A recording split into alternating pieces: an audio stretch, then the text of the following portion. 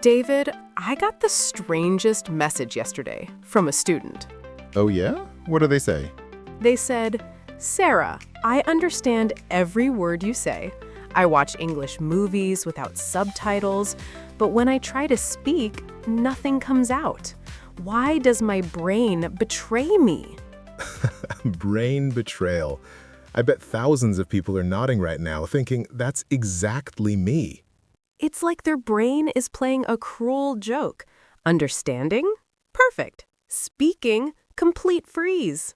Okay, so let's solve this mystery today, because there's real science behind why this happens.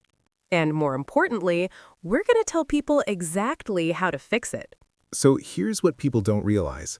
Understanding and speaking are two completely different skills. Completely different.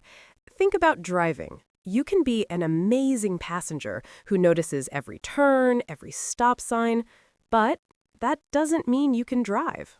Exactly. You're in passive mode as a passenger, but driving, that's active creation. You have to make decisions in real time. That's what speaking is. Your brain has to find words, arrange them correctly, pronounce them clearly, all while thinking about what comes next. Meanwhile, understanding is passive. The other person does all the hard work. You just process what arrives. And here's the truth that might upset some listeners. Uh-oh. You haven't actually practiced speaking. You've practiced listening. Those are not the same. There it is, the truth bomb. People say, I practice English every day, and I believe you. But what are you practicing? Watching videos, reading articles, listening to podcasts. All input, zero output.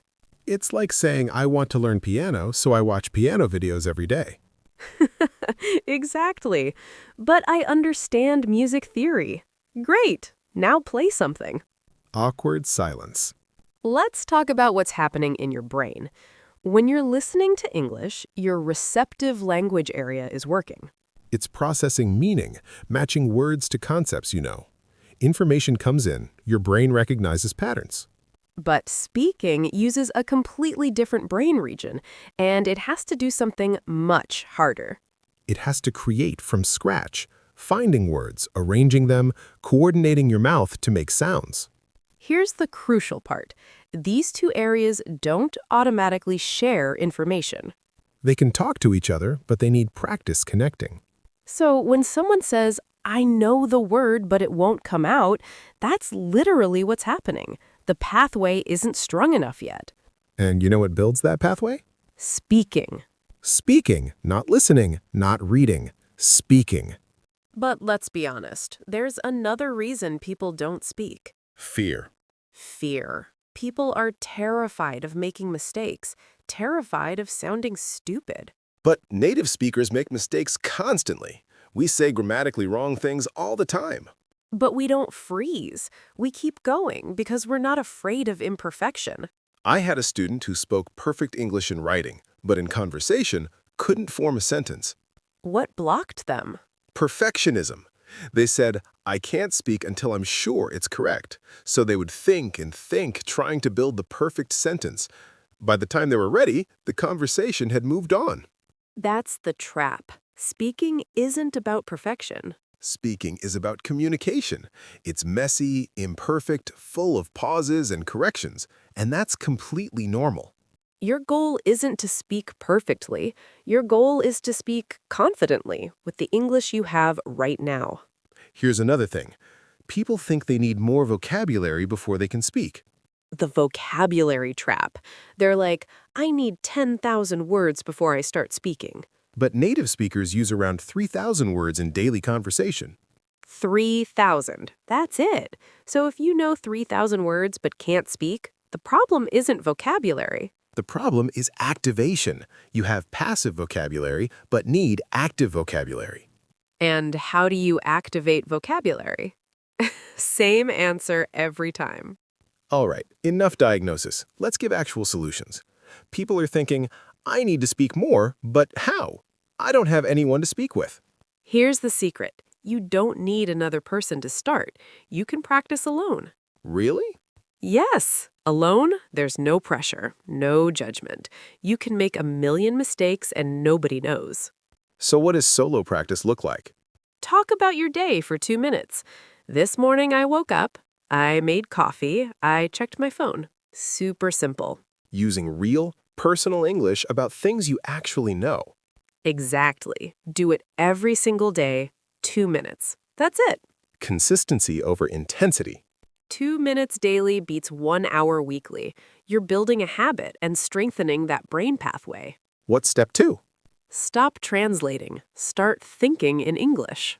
This is huge. Translation destroys fluency. People hear English, translate to their language, think of a response in their language, translate back to English. That's 4 steps when it should be 1. How do you stop translating?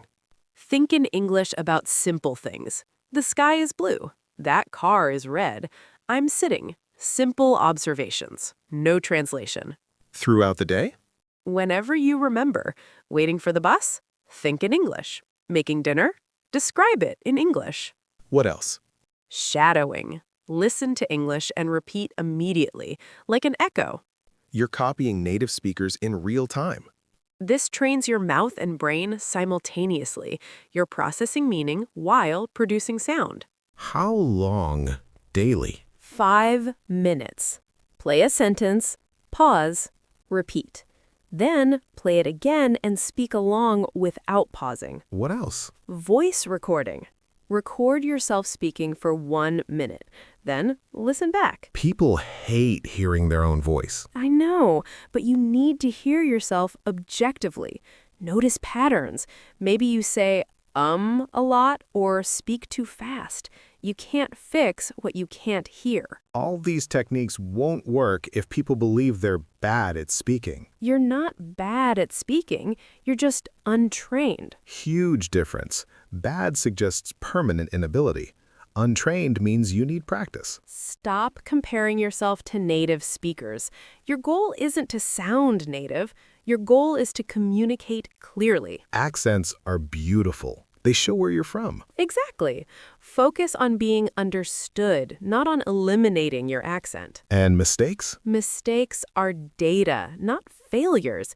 Every mistake teaches you something. Native speakers make mistakes and move on. Learners make mistakes and shut down. Change that. Be curious instead of ashamed. All right, Sarah. Someone's listening right now. What's the very first step they should take today? Right now, speak English out loud for 2 minutes. Alone.